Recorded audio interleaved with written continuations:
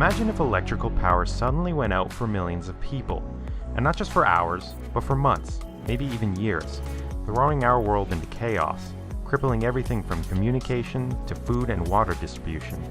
It sounds like the start of a post-apocalyptic movie, but there's a real possibility that it could happen. It's called a low probability, high consequence event. A massive solar storm could knock out electrical power and wreak havoc on nearly every aspect of modern life, but it's not something we're really preparing for, because for most of us, it just doesn't register as a big threat. But here's the thing, it's happened before. We've had glimpses of what this can do to modern technology. In 1989, hit Canada's province of Quebec, damaging electrical transformers and leaving 3 million people without electricity. And we had a pretty big scare in 2012. The electric power grid would be wiped out by the current. Lights and computers, transportation, hospitals, all would go down. The study warns it would be a disaster, far worse than anything we have seen before. It ended up passing through Earth's orbit and missing the Earth by a margin of 9 days. But had it hit us, we might still be picking up the pieces years later. Particularly bad solar flares and CMEs can cause real havoc to our electrical systems, potentially throwing large parts of the world into darkness. It would take months or years to fully repair and replace damaged infrastructure. And the consequences of that, far-reaching and devastating.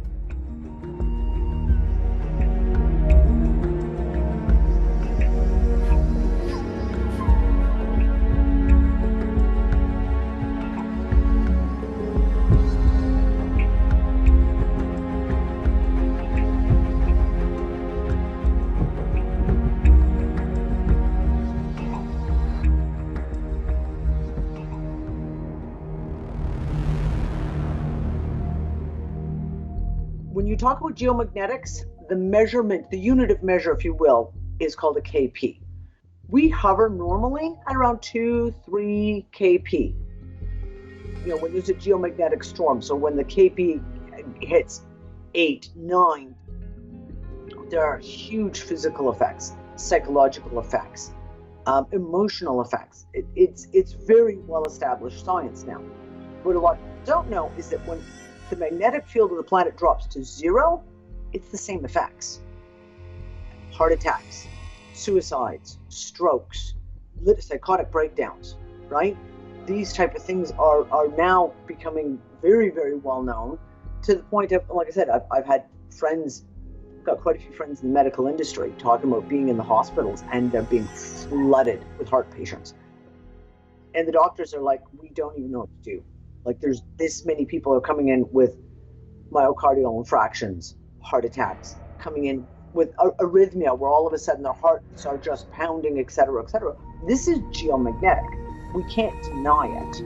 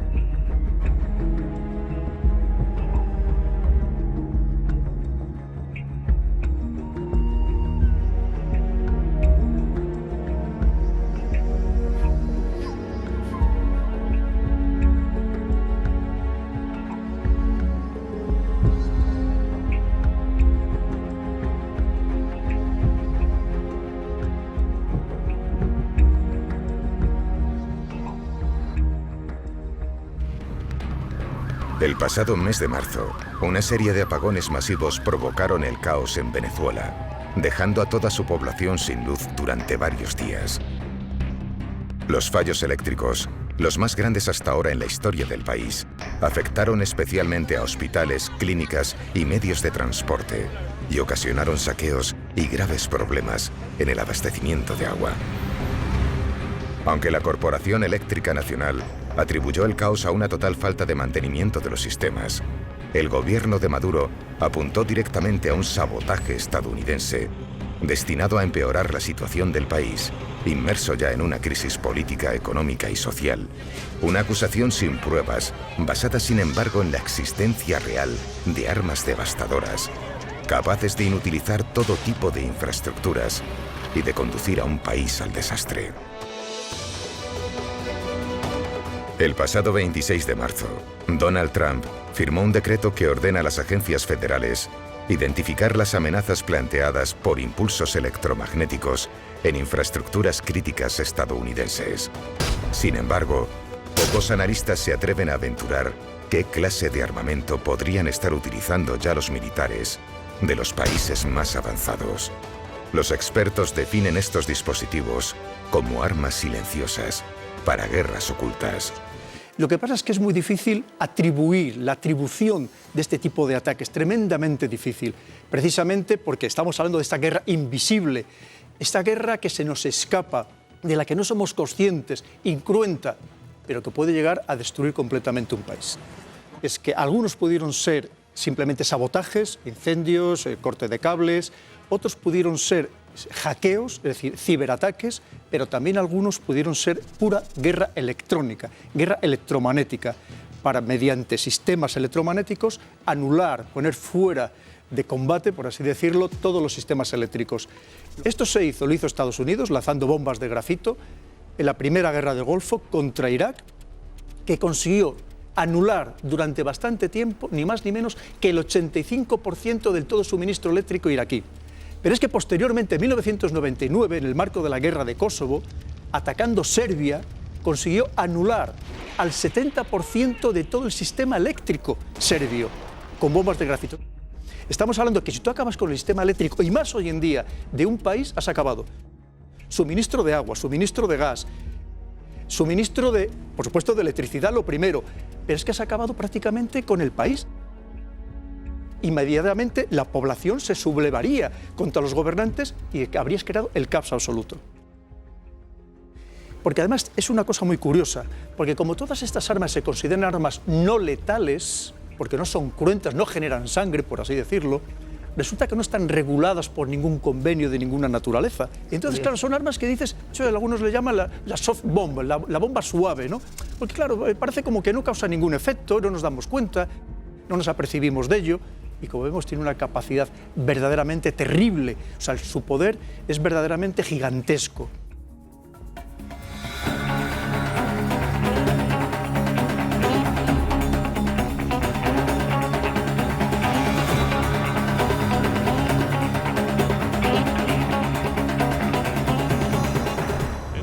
La NSA voulait impressionner les Japonais.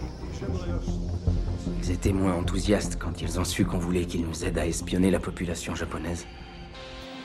Ils ont dit que c'était contre leur loi. On a quand même mis tout le pays sur écoute.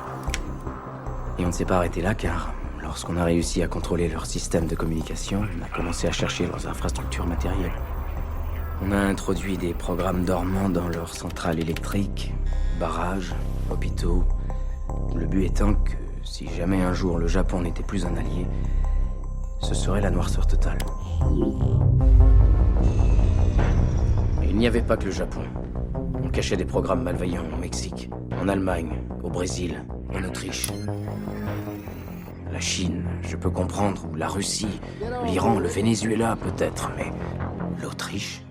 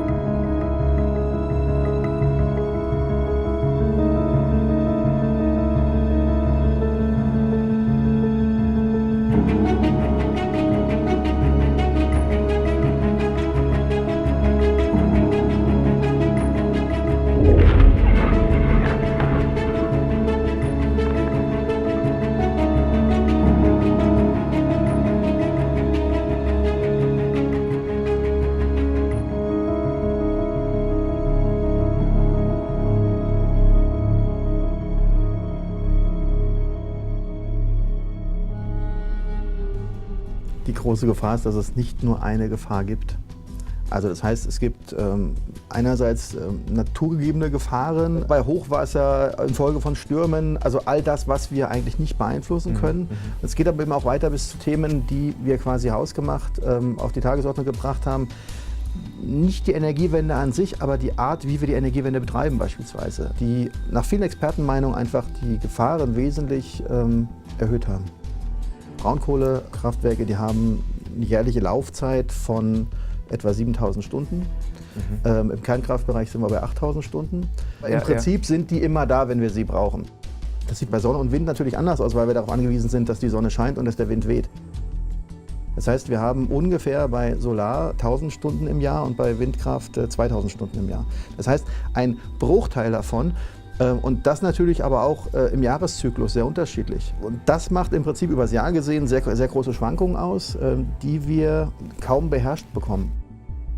Man sagt, die Untergrenze eines sicheren Netzbetriebes liegt bei 49,8, die Obergrenze bei 50,2. 50 Hertz ist der Sollwert, das ist im Prinzip der Bereich des Üblichen. In dem Bereich darf sich das bewegen, ohne dass wir größere Probleme haben. Das klingt alles ganz wenig, aber in der Technik hat das massive Auswirkungen. Werden diese Werte unter- bzw. überschritten, gibt es eine Regelstrategie, mit welchen Maßnahmen man versuchen kann einzugreifen. Das fängt an bei eben Abschalten von Großverbrauchern oder Hochfahren von Reservekraftwerken auf. Oder eben aber auch, wenn wir tatsächlich zu viel Strom im Netz haben, dass wir unseren Strom unbedingt loswerden müssen. Wir reden dann nicht nur darüber, dass wir ihn exportieren, sondern wir reden dafür, dass wir Geld dafür zahlen, dass jemand anderes im Ausland uns den Strom abnimmt. Wir hatten am 10. und am 24. Januar 2 Vorfälle, also jetzt ganz aktuell, die es so seit Jahren in der Form nicht gab. Wir hatten am 10. Januar eine Frequenz von 49,8 Hertz. Also das heißt, wir sind auf die untere Grenze eines sicheren Netzbetriebes abgefallen. Und als wäre das noch nicht genug gewesen, war exakt 2 Wochen später, am 24. Januar, waren wir bei 50,2 auf der Obergrenze eines sicheren Netzbetriebes.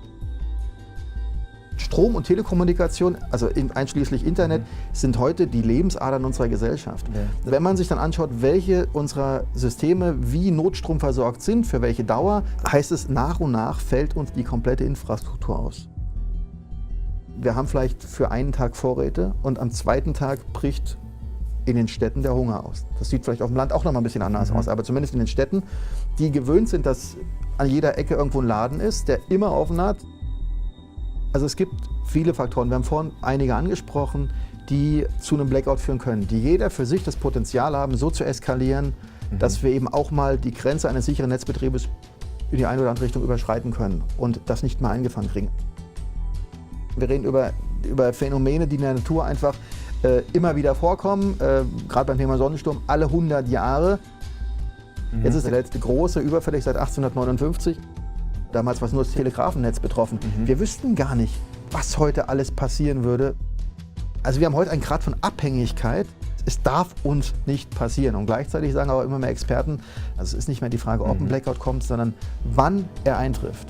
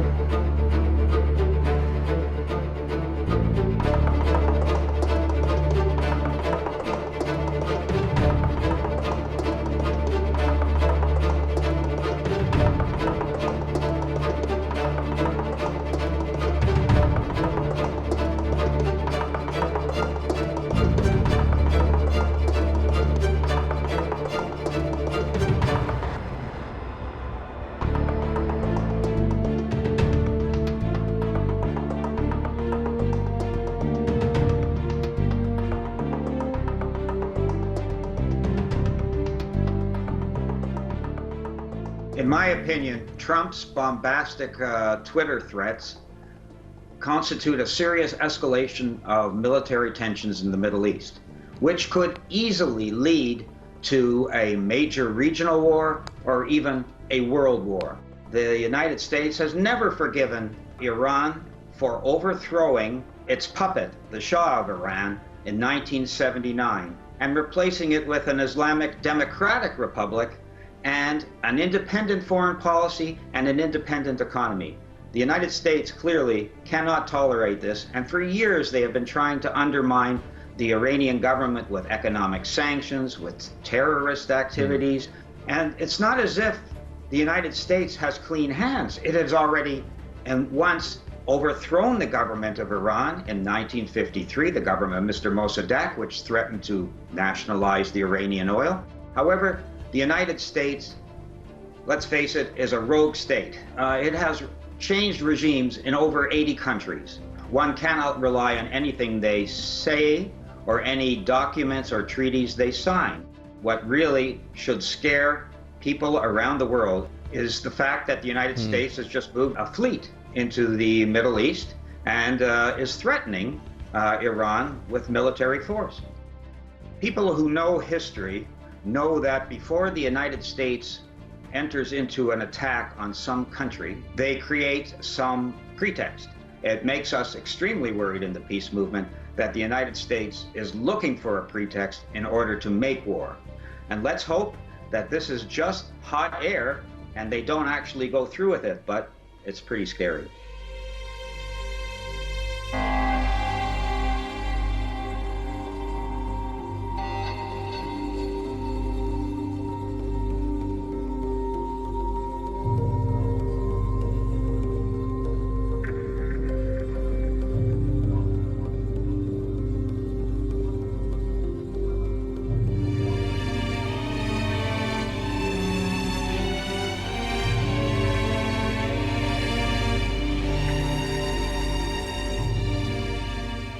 John Bolton is an architect of war everywhere. This man is a lunatic, and I say that advisedly.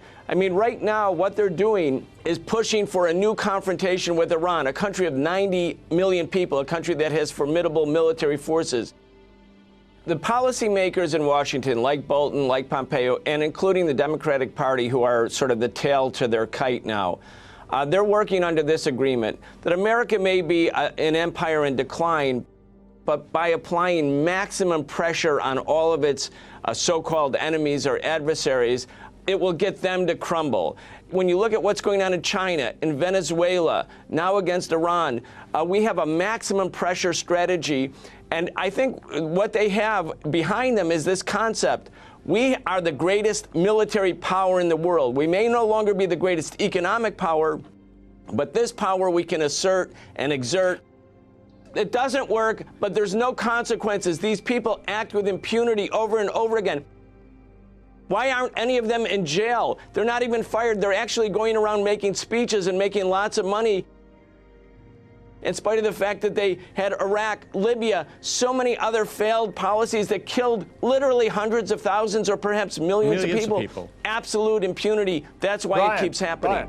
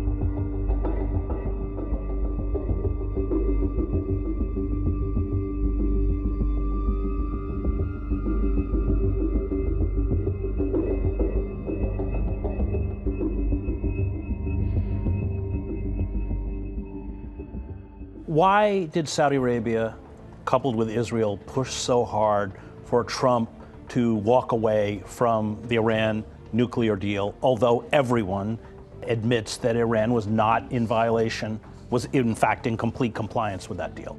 Saudi Arabia and Israel knew this very well, and their great fear was that there would be a rapprochement between the U.S. and Iran, because they both depend on their exclusive relationships with the United States for their very existence. And if there was a rapprochement with Iran, they would start talking about the exclusive relationship. They would have to, because once you start talking about how are we going to solve the other conflicts in the Middle East, you're going to have to address the Saudis and the Saudi promotion of terrorism around the Middle East.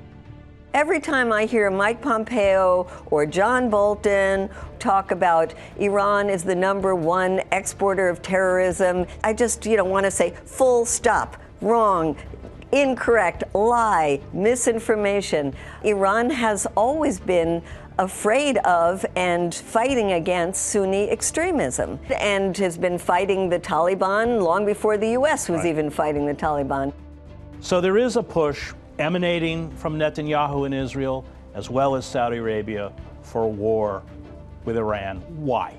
The Israelis and the Saudis are goading the United States on this because they really do want to see a military intervention in Iran.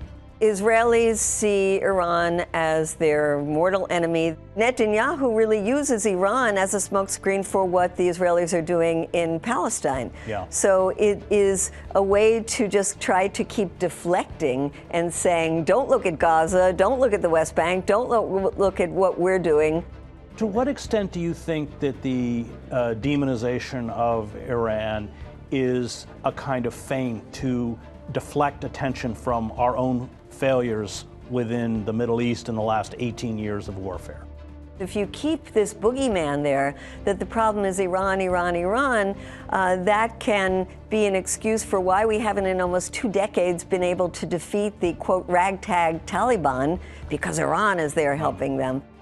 And of course, you go through every country in the Middle East and you can say that. It has absolutely nothing to do with reality, but it is a good excuse to say why the most powerful military in the world is not able to win a war. What do you think the vision of Bolton and Pompeo is? Is it a hot war? I think they want chaos inside Iran. I don't think they want to see U.S. troops fighting in Iran. I think they want to see Iranians fighting Iranians.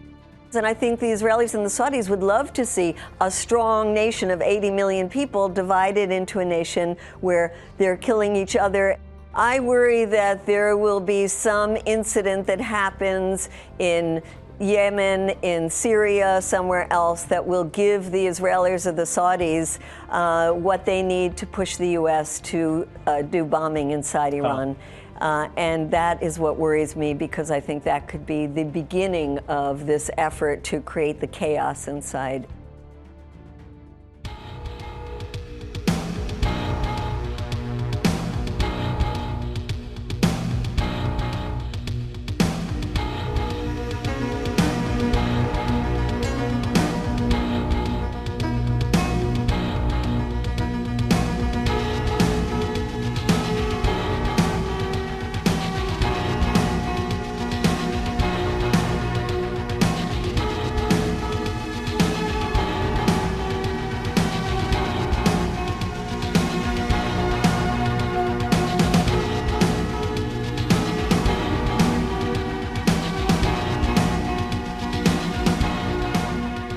So now we have this targeting of Iran, which is so predictable. You can go back to September 2000 and an organization called the Project for the New American Century. And you look at the people that were members of it, Dick Cheney and Donald Rumsfeld, Paul Wolfowitz, and John Bolton. John Bolton, who is now the National Security Advisor to Trump, who's pushing this agenda against Iran, pushing the agenda against North Korea, pushing the agenda against Venezuela, etc., etc. September 2000, they produced a document in which they called for a regime change in a list of countries. What were those countries? Iraq, Libya, Syria, Iran, North Korea, leading to regime change in China. in relation to Iran and North Korea, people then said to me, see, you were wrong about Iran because they've got a deal now with Iran, a nuclear deal, it's all settled down. And I said to them, just wait. And they said, oh, no, Trump's talking to North Korea now. It's all going to be sorted. And I said, just wait. Because there is an agenda. And if anyone tries to get in the way, then it is blocked so the agenda can unfold. We're having now all these sanctions being used as a weapon of war against all these target countries, not least China at the moment. And this is a prelude they want. I'm not saying they'll achieve it, but what they want is conflict, literal conflict with those countries. So it's a mass of deceit and lies which are designed for one thing, to manipulate this agenda into reality. And the elephant sitting there on the sofa all along is the far right regime in Israel. Who benefits from all this stuff in the Middle East, using American troops and British troops and other European country troops? Israel. Because what's playing out is the agenda laid out in September 2000 by the Israeli agency, because that's what it was, the Project for the New American Century. And when Trump came to power, all their dreams came true because Trump is owned by Israel.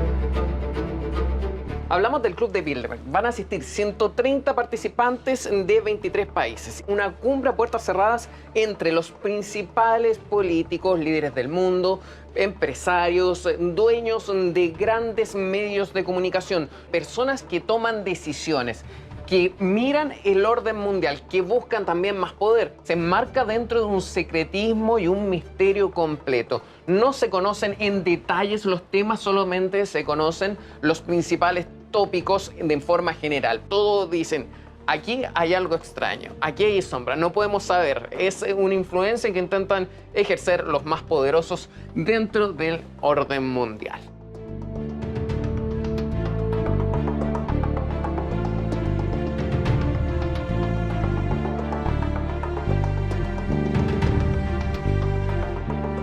I was the CIA director. We lied, we cheated, we stole. It was like, I was the CIA director. We lied, we cheated, we stole. It was like, we had entire training courses.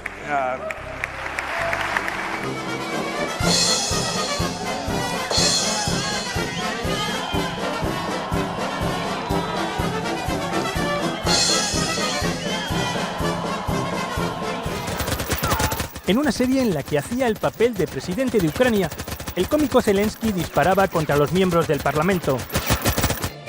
Hoy, en su toma de posesión, se ha conformado con dejarlo sin trabajo, disolviendo la Cámara y adelantando las elecciones. He dedicado mi vida a hacer reír a los ucranianos. Los próximos 5 años haré lo que sea para que no lloren.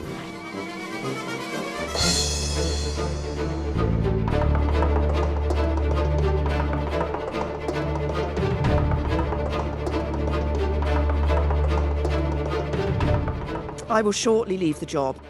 I do so with no ill will, but with enormous and enduring gratitude to have had the opportunity to serve the country I love.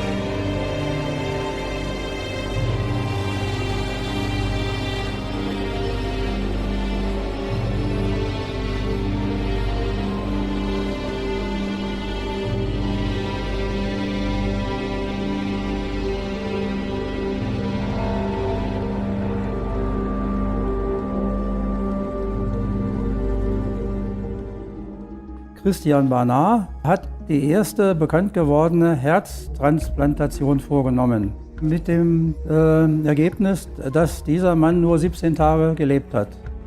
Ein Grund dafür war eben, dass man nicht darauf geachtet hat, dass Organe, wenn man sich verpflanzen will, lebend frisch sein müssen. Sonst kommt das Problem der Ischämie, das heißt, die Organe verfallen sofort und können dann nicht mehr verwendet werden. Nachdem das 1967 nicht so richtig geklappt hat, hat man 1968 in den USA eine Kommission ins Leben gerufen und hat dort diesen Hirntod regelrecht erfunden. Das heißt also, man hat festgestellt, wenn das Hirn gestorben ist, in Anführungsstrichen, dann ist der Mensch tot. Hirntod bedeutet, dass das Gehirn, das Großhirn, Kleinhirn, Hirnstamm und so weiter nicht mehr reagieren, aber der Blutkreislauf noch in Betrieb ist, wenn auch mit Unterstützung. Aber das Herz schlägt noch und die Organe werden noch durchblutet. Wenn dann eine Genehmigung zur Organspende vorliegt, entweder von dem Hirntoten selber oder wenn Angehörige zugestimmt haben, Dann werden Organe entnommen bei schlagendem Herzen, indem der Körper vom Hals bis zum Schambein aufgeschnitten wird. Die beiden Körperhälften werden auseinandergehalten, es wird Eiswasser eingegossen, aber auf alle Fälle werden immer muskelentspannende Injektionen gegeben und der Körper wird auf dem OP-Tisch festgeschnallt, damit er sich nicht bewegt. Es ist ja auch so, dass nicht nur Organe entnommen werden, das kann man auch ankreuzen auf dem Ausweis, dass auch Gewebe entnommen wird. Und Gewebe, da denkt man, das ist vielleicht so ein Stückchen Haut. Gewebe ist der ganze Körper. Auch die großen Knochen, die Röhrenknochen, Oberschenkelknochen und so weiter, die werden entnommen. Wenn also alles erledigt ist, dann müssen die OP-Chirurgen, die Schwestern, müssen diesen Körper wieder versorgen. Nicht, denn der muss ja hinterher zur Bestattung freigegeben werden. Und da werden also aus dem Baumarkt Materialien genommen für die Augen, Glaskugeln, für die Oberschenkelknochen, Besenstiele und so weiter. Bis die Organe entnommen sind, bis sie wieder transplantiert sind. Das kann also viel Geld kosten, mehrere 100.000 Euro sogar. Und dann kommen noch weitere erhebliche Kosten dazu, weil dieses fremde Organ der Körper nicht haben will. Das wird abgestoßen. Das heißt, das Immunsystem erkennt da was Fremdes und möchte es wieder loswerden. Dafür gibt es jetzt Immunsuppressiva, die das Immunsystem ausschalten. Das muss man sich mal vorstellen. Ein Mensch ohne Immunsystem, was kann dem alles passieren? Das ist natürlich eine riesige Einnahmequelle für die Pharmaindustrie. Je nachdem, wie stark die Abwehrreaktionen sind, kostet das im Monat bis zu 4.000 Euro nur die Medikamente, dass das Organ im Körper bleibt. Wenn das Organ dann doch abgestoßen wird, dann ist natürlich die Suche nach einem anderen fremden Organ und dann geht das gleich weiter. Wer also einmal damit angefangen hat, als Organempfänger, ja, der sitzt in dieser Mühle drin. Mit den Immunsuppressiva und mit den Ängsten natürlich, dass das Organ abgestoßen wird. Statistisch gesehen weiß man, dass die meisten Menschen an Krebs sterben. Nicht, weil das Immunsystem ja nun gar nichts mehr machen kann gegen Bakterien und so weiter. Es gibt grob zwei Regelungen. Einmal die Zustimmungslösung. Das heißt, ich kann mich entscheiden oder zustimmen, dass ich Organe spenden möchte. Die zweite Regelung ist die Widerspruchslösung. Und das ist ein bisschen krass, weil dort definiert ist, es handelt sich um eine angenommene Zustimmung. Also wer nicht ausdrücklich widersprochen hat, der hat zugestimmt. Und es gibt ja, in 2/3 der Länder in Europa diese Widerspruchsregelung.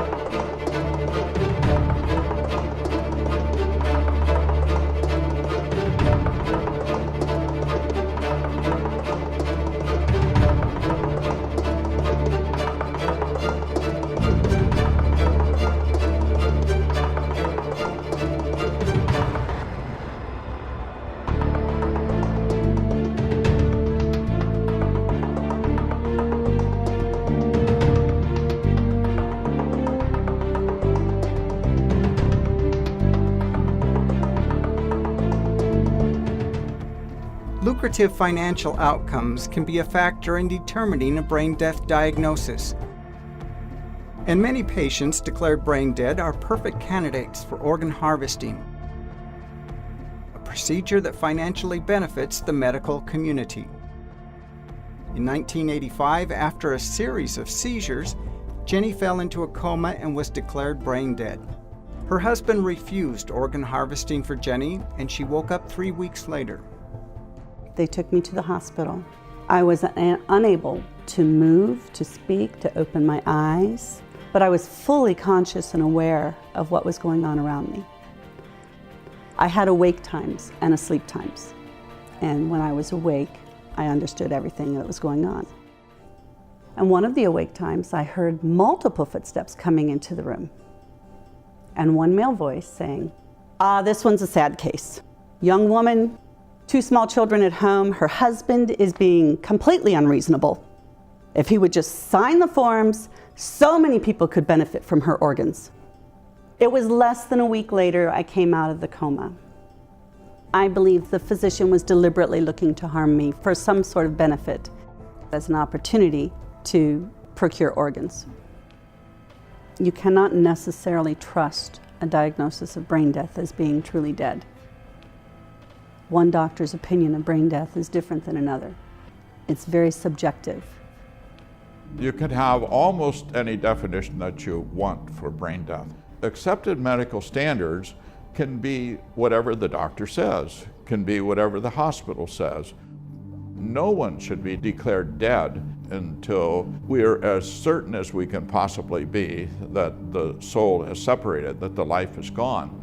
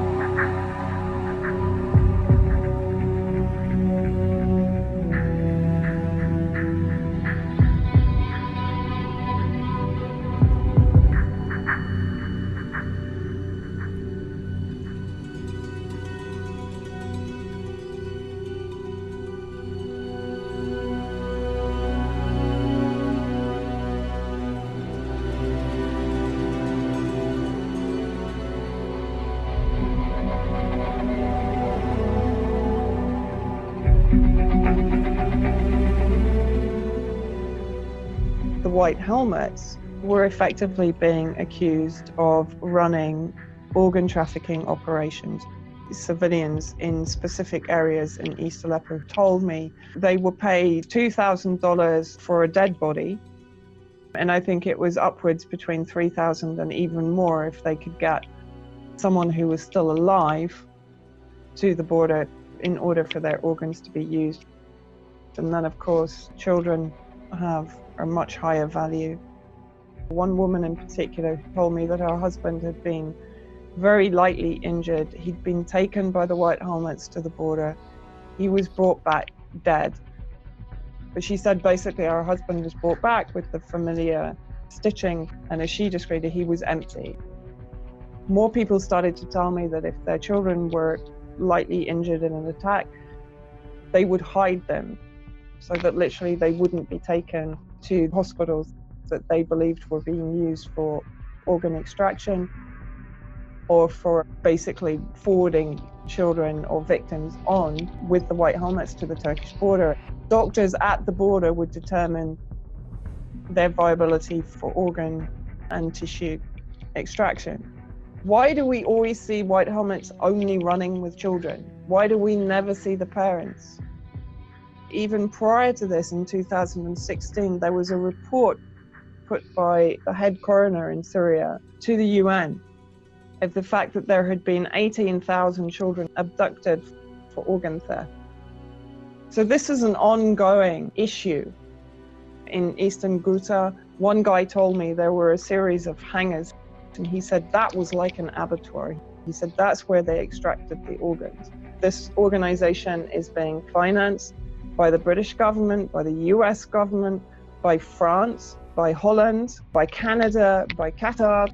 Are we funding an organization that is running potentially organ trafficking operations?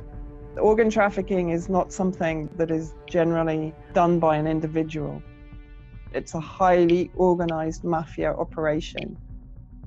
Human harvest from these wars is a terrifying and incredibly lucrative industry. When I look at who is behind them, who is funding them, and I'm not only talking government levels now, I'm talking the entire network of billionaire capitalists who are behind this organization promoting it. There has to be a reason for it. And normally what is the reason that drives these organizations, these globalists, to protect something is because it has value. Organ trafficking comes under what is called the red market, because it's not only organs.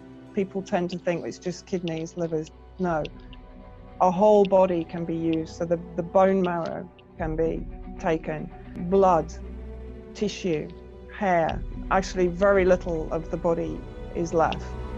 This is like some kind of horror story. It's an absolutely gruesome industry, but it is a multi-billion-dollar industry. It is one of the most lucrative industries in the world today.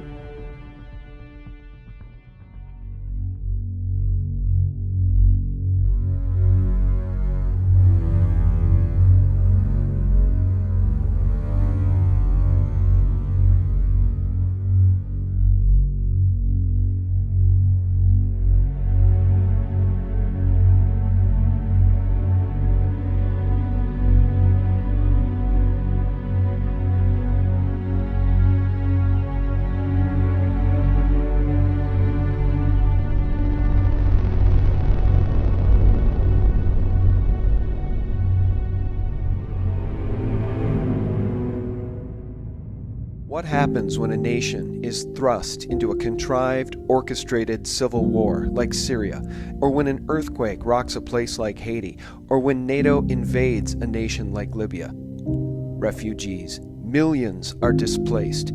Children are separated from parents on purpose. A human trafficker's delight, an organ trafficker's dream. Pure evil. The Lebanese Ad Dayer newspaper revealed that Turkish authorities are involved in trafficking the bodies of Syrian refugees who reach Turkish territories.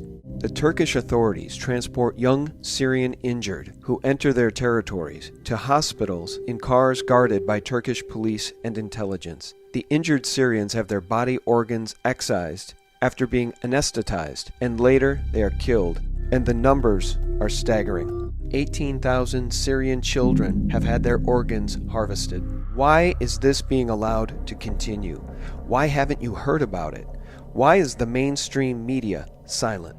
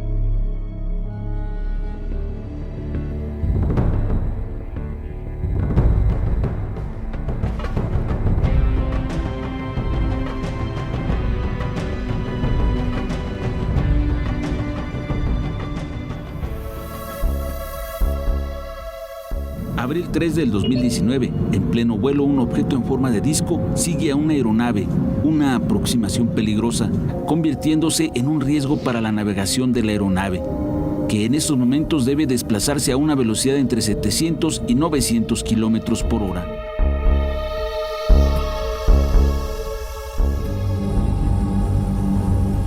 El pasado 11 de abril, el diario británico Daily Mail publicó la extraordinaria evidencia de 6 misteriosas aeronaves esféricas que volaban peligrosamente cerca de un vuelo comercial, que emitían una luz pulsante entre verde y amarilla.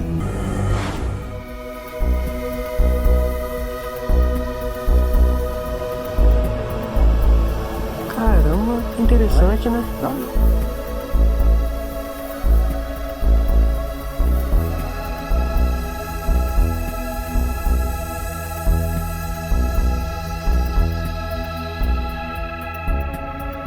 se puede ver con toda claridad cómo del cráter Aristarco, el más brillante de la Luna, salen dos objetos disparados hacia el espacio.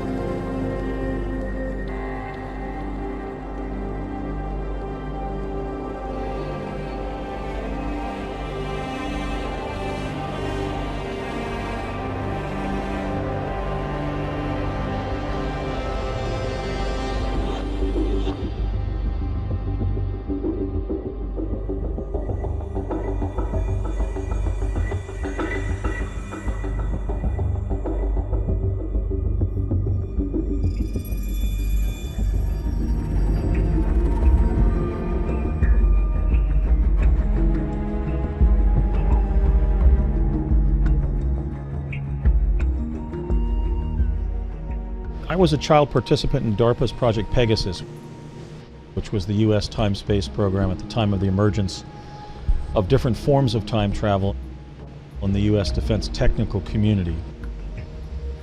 It's been concealed from the American people that time travel existed as the secret twin, essentially, of Project Manhattan, the atomic bomb project. Nikola Tesla's papers from his apartment in the New Yorker Hotel in Manhattan, New York, that had been seized by the War Department upon his death on January 7th of 1943 were never lost.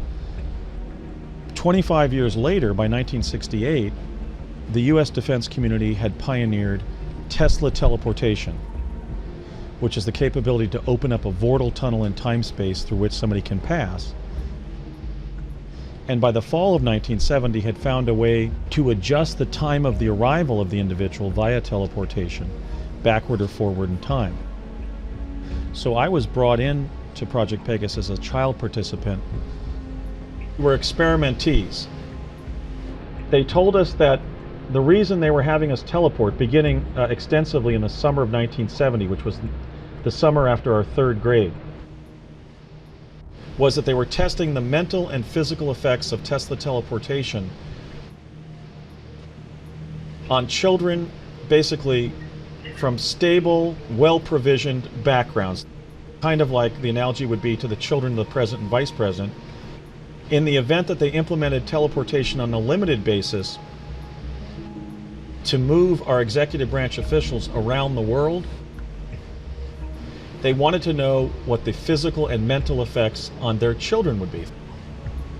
I mean, I visited, when I was a child in Project Pegasus, the year 2045.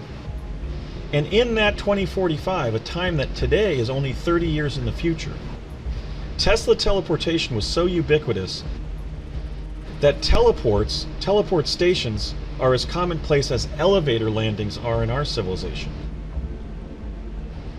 Nikola Tesla discovered a form of energy that he found was latent and pervasive throughout the entire physical universe. He called it radiant energy. When you array radiant energy and somebody jumps through it, their inertia opens up a vortal tunnel in time-space. There is no transformation of the individual, and the individual does not have to be traveling at the speed of light. So there's been a 45-year cover-up of a transport technology that we could have used to literally allow the average person, the everyday citizen, to overcome the limits of time and space aboard our planet. Tesla's greatest contribution to applied science was the discovery of a form of energy that allows us to bend time-space to the point of opening tunnels up in it through which we can pass uninjured across great distances. Time is linear in the sense that it's sequential and things change and go in a particular direction. But time travel is not. Time travel is non-sequential. So the paradox in that case is that we can't change the present by going back and quantum engineering the past, because when we visit the past, we're in the original past event. And I'm speaking out now because Tesla teleportation was not implemented on a mass level. In other words, the tragedy of the secret history of US time travel is that Tesla teleportation was weaponized from the very time it was obtained by the Defense Department in 1943. These devices, which could revolutionize our civic infrastructure, which Tesla had been secretly working on from 1899 forward, which he kept secret even during that last kind of strange 15 years of his life where he was just ostensibly raising pigeons, he was actually keeping this information secret. Nikola Tesla was the greatest applied scientist in the history of our great American civilization. He was more ethical than Westinghouse and Edison. Edison cheated him when he first came to the United States.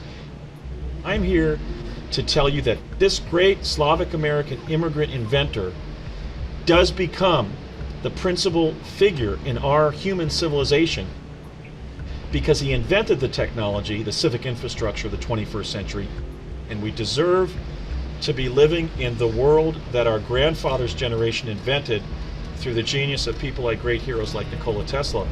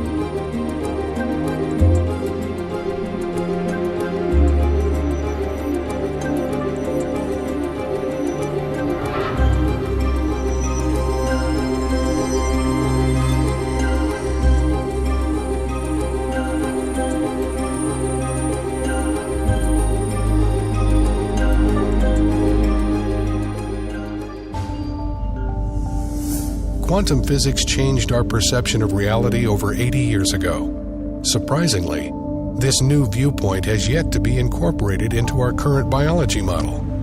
The main problem with the current biological model is that it's reductionist and mechanistic.